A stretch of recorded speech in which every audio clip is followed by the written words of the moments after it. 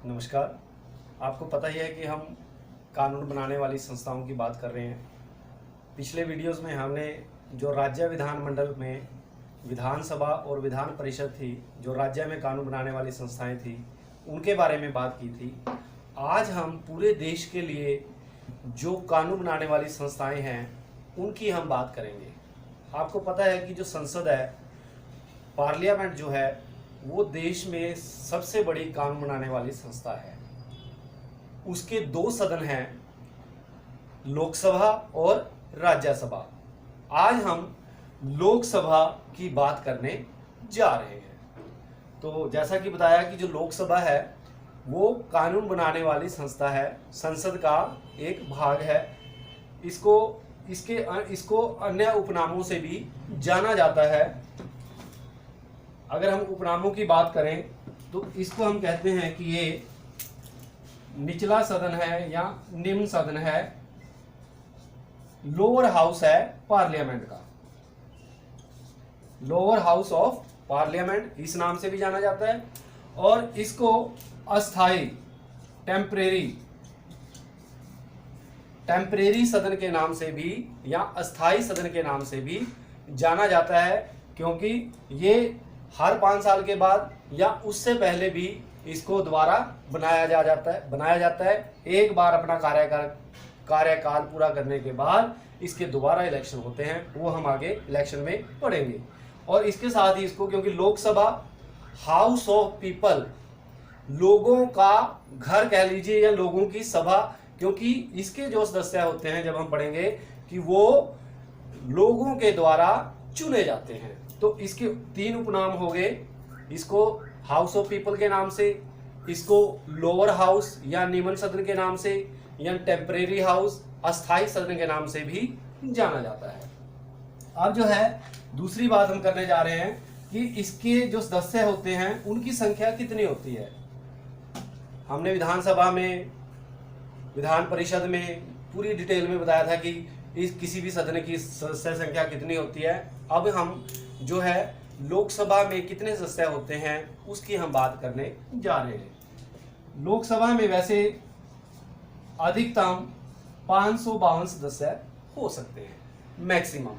उसमें से क्या है कि जो 530 हैं, जो 530 सदस्य हैं वो राज्य होते हैं। जो भारत के जितने भी राज्य हैं वो 530 सदस्य चुन करके भेजते हैं, और जो 20 सदस्य हैं वो जो भारत के जो केंद्र शासित प्रदेश हैं, यूनियन टेरिटरीज हैं, वो चुन करके भेजती हैं। और जो 2 मेंबर हैं वो राष्ट्रपति जी के द्वारा मनोनीत किए जाते हैं, जो एंग्लो इंडियन समुदाय से संबंधित होते हैं। तो इस प्रकार 530, 20, 550 और 2, ये कुल मिलाकर के हमारा 552 सदस्य संख्या हो सकती है। अधिकतम संख्या जो है 552 हो सकती है। लेकिन वर्तमान में क्या है कि 530, जैसे 2019 का जो इलेक्शन हुआ उसमें 530 राज्यों से चुने गए, और केंद्र शासित प्रदेश में 2019 में से जो इलेक्शन हुए उसमें 13 लोग केंद्र शासित प्रदेशों से चुने गए हैं। तो इस प्रकार 543, और जो 2 लोग हैं एंग्लो इंडियन समुदाय से, जो राष्ट्रपति जी के द्वारा नॉमिनेट किए जाते हैं, नामांकित किए जाते हैं या मनोनीत किए जाते हैं, उनको मिलाकर के 2019 का जो कार्यकाल है, लोकसभा है, जो लोकसभा चल रही है 17वीं लोकसभा, उसमें कुल इसकी कुल संख्या जो है, सदस्य संख्या जो है वो 545 है। और इसके बाद हम बात करेंगे कि ये जो सदस्य चुन लिए गए या मनोनीत किए गए, हम उनकी बात करेंगे कि जो चुने हुए सदस्य हैं 530 राज्यों से, और 20 जो है, 20 में से जो 13 हैं केंद्र शासित प्रदेशों से, वो कैसे चुने जाते हैं। जैसे कि हम विधायक की बात कर रहे थे कि विधायक कैसे चुना जाता है, उसी तरह से ही जो लोकसभा का सदस्य होता है, जिसको एमपी या मेंबर ऑफ पार्लियामेंट कहा जाता है, वो भी उसी तरीके से चुना जाता है। एक बार थोड़ा सा हम उसके उसी तर्ज पर बताने का प्रयास करेंगे कि आपको पता है कि ये जो हमारा भारत है, इस प्रकार बांट दिया जाता है, और इसको अलग अलग, ये हमने एक रफ ड्राफ्ट बनाया इंडिया का कि इस पूरे भारत को अलग अलग चुनाव क्षेत्रों में बांट लिया जाता है, जिसको संसदीय चुनाव क्षेत्र या कॉन्स्टिट्यूएंसी या निर्वाचन क्षेत्र के नाम से जाना जाता है। अब हम एक उदाहरण ले लेते हैं। मान लीजिए हम चंडीगढ़ की बात करते हैं। चंडीगढ़ एक यूनियन टेरिटरी है और यहाँ से एक सीट है, यानी एक व्यक्ति यहाँ से चुना जाता है। और जिस प्रकार चंडीगढ़ से चुना जाता है उसी प्रकार अन्य प्रांतों से और अन्य यूनियन टेरिटरियों से भी ये जो लोकसभा का सदस्य है या एमपी जो है वो चुना जाता है। अब हमने कहा कि चंडीगढ़, तो चंडीगढ़ में क्या होगा, ये तो कह दिया कि हमने पहले कहा कि अलग अलग क्षेत्रों में बांटा, तो उसमें से हम एक क्षेत्र की बात करने जा रहे हैं, चंडीगढ़ की। आपको पता है कि जैसे विधायक का चुनाव कैसे होता है, जब हम बात कर रहे थे कि क्या होता है कि कुछ राजनीतिक दल होते हैं वो चुनाव लड़ते हैं और अलग अलग जो पार्टियां होती हैं वो अपना कैंडिडेट खड़ा करते हैं, अपना जो प्रत्याशी हैं उम्मीदवार हैं उसको खड़ा करते हैं, और जिसको सबसे ज़्यादा वहाँ पर जो वोट हैं वो मिल जाते हैं, और उस वोटों के आधार पर चाहे उसको 50% से ज़्यादा मिले हैं या कम मिले हैं, यहाँ पर मैटर नहीं करता, जिसको सबसे ज़्यादा वोट मिले हैं तो वो वहाँ पर चुनाव जीत जाता है। जैसे 2019 के इलेक्शन में यहाँ पर भाजपा की जो सांसद बनी किरण खेर जी, उनको सबसे ज़्यादा वोट मिले थे और इसीलिए वो यहाँ से चंडीगढ़ से जो है निर्वाचित हो गई और एमपी या लोकसभा का जो सदस्य थी वो बन गई। जिस प्रकार किरण खेर चुनी गई उसी प्रकार भारत के जितने भी क्षेत्र हैं ये निर्वाचन क्षेत्र लोकसभा के, उनसे एक एक उम्मीदवार जो जीतता है वो लोकसभा का सदस्य बन जाता है और इस प्रकार इसका सदस्यों का जो चुनाव है वो हो जाता है। अब ये चुनाव हुए, अब हर आदमी इलेक्शन नहीं लड़ सकता, उसके लिए कुछ अर्हताएं होती हैं, कुछ योग्यताएं होती हैं, कुछ एलिजिबिलिटीज होती हैं। कि पहली बात कि वो भारत का नागरिक होना चाहिए, उसकी उम्र 25 वर्ष से अधिक नहीं होनी चाहिए, यानी कम से कम 25 वर्ष होनी चाहिए, कम से कम minimum age is 25 years old to be an member of Lok Sabha और एन एमपी।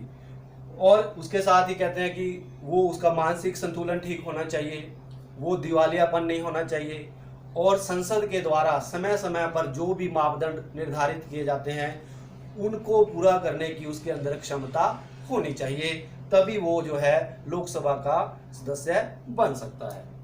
अब जो अगली हम बात करने जा रहे हैं वो है कार्यकाल, कि जो लोकसभा है इसकी अवधि कितनी होती है। सामान्यतः तो ये कहा जाता है कि लोकसभा का जो कार्यकाल है 5 साल का होता है, 5 years, यानी लोकसभा 5 साल के लिए चुनी जाती है। हमने बताया था कि अस्थायी सदन है, 5 साल के बाद वो खत्म हो जाती है और दोबारा बनाने के लिए उसको दोबारा फिर इलेक्शन होते हैं। तो इसका सामान्यतः जो कार्यकाल है वो 5 साल है, लेकिन कई बार क्या होता है कि 5 साल से पहले भी इसको भंग कर दिया जा सकता है और उसको भंग करके दोबारा चुनाव करवाए जा सकते हैं। कई बार क्या होता है कि जो सत्तारूढ़ दल होता है लोकसभा के अंदर, जो सरकार होती है जिसकी, कई बार वो सदन में अपना विश्वास खो देती है और वो लोकसभा के प्रति उत्तरदायी होती है।